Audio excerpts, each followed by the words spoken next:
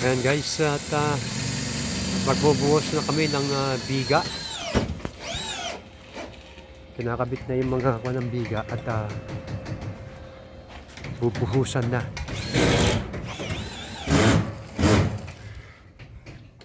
Ayan. Naayos na yung mga para pagbuhusan.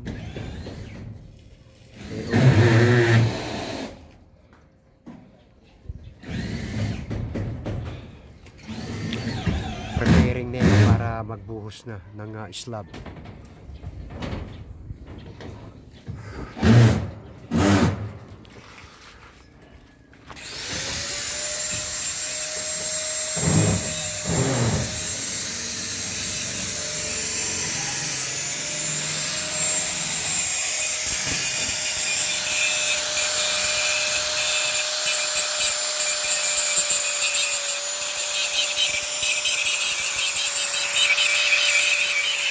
Okay, yan muna ang update natin sa ngayon mga kabarangay. See you on my next vlog. Thank you for watching. God bless.